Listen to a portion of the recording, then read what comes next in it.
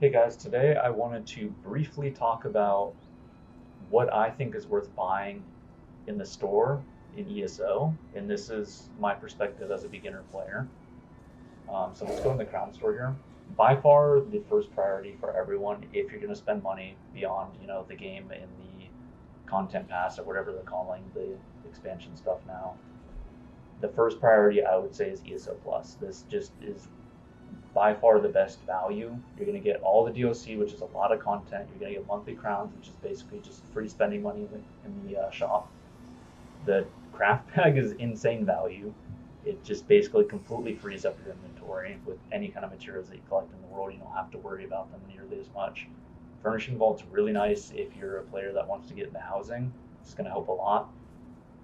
Note on this one is that if you do buy ESO Plus and put a lot of stuff in your furnishing vault, if you cancel your subscription, you will still be able to access all the stuff in your vault. You just can't add to it. So that stuff's not just lost to you by unsubscribing.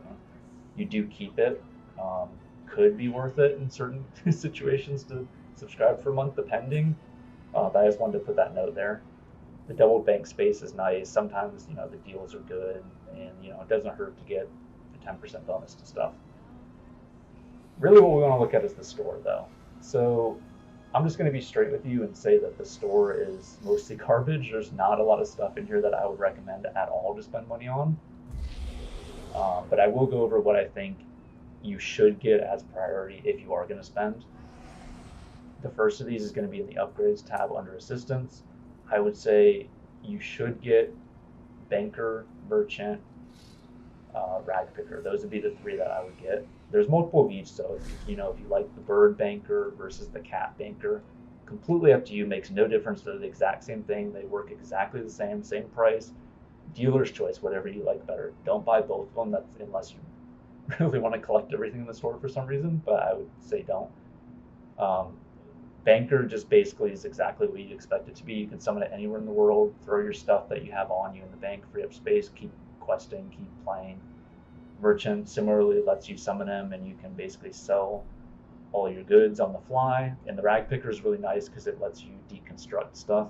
So instead of selling your armor for, let's say, 50 gold a piece, you can break them down into iron or whatever the materials are.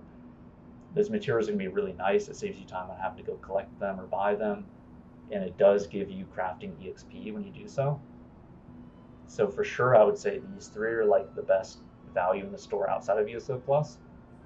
The other one that I would say is worth are these three pets right here. They're in the inventory tab.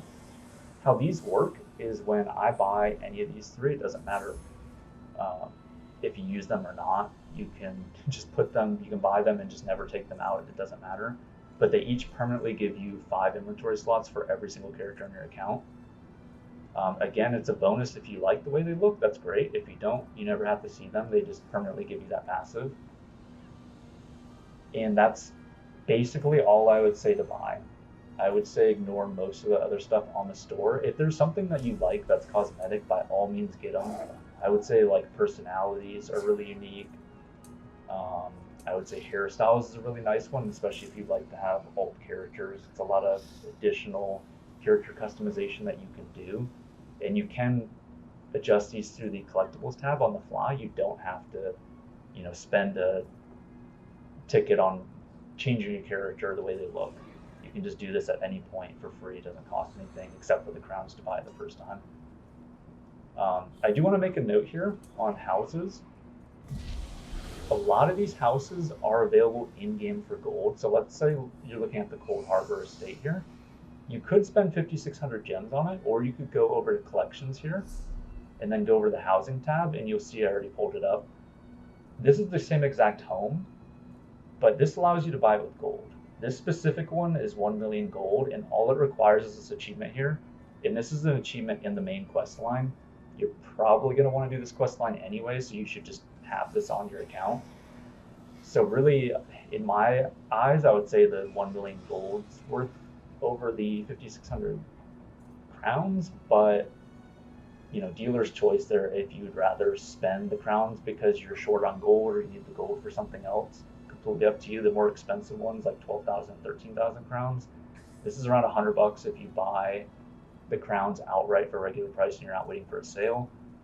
Some of these I believe are for sale for gold. I don't remember what achievements they require, but I think it's around 3 million gold.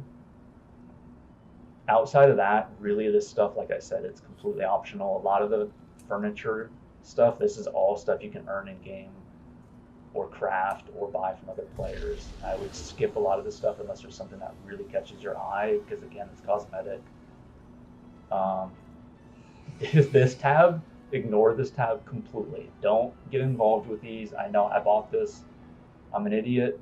Don't make this decision. These are terrible value. This is probably the worst thing you could buy in the entire store. You could look at this and you could say, wow, this is the coolest mount I've ever seen. It has a bunch of effects. Awesome, I want this.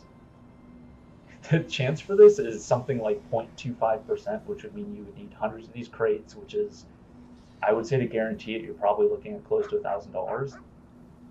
It's never a guarantee, really, unless you break stuff down for gems. And you can buy it for 1,200 gems, but 1,200 gems is ridiculous. That's something, it's hundreds of crates still.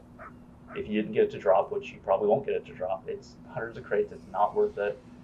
You could melt down everything in the crates. You're going to be getting these tabs most of the time. This is all just like kind of junk. I mean, it's somewhat useful, but not at all worth the money. It's not even close to worth it. Even if you melt all these down, I would say in general per crate, you're getting like maybe 10 gems. You're going to get a lot of duplicates of like the things in these early tabs. You can melt them down, you'll get duplicates, and it'll give you like 5 gems at a time. It's terrible. Just don't do this. If you really like this mount and you need to have this, what I would instead do is go over to Seals of Endeavor tab. And what you'll see here is that you can buy it for 16,000 Seals of Endeavor. And this is the same mount. There's no difference. It's on a cycle. These will cycle out regularly. This is the same exact mount, except you don't have to spend money on this. So what you can do is you can go to the Endeavors tab here. And this is in your group finder. You'll see there's dailies, which you can do 3 of, and then there's weekly, which you can do 1 of. If you do 3 of these a day, that's 45 Endeavor seals. These are really easy to do. A lot of times this is going to be stuff that you're just passively doing. Sometimes you'll have to go out of your way to do it. It's never hard. And then the weekly ones are the big ones. You just do 1 of these. It's 250.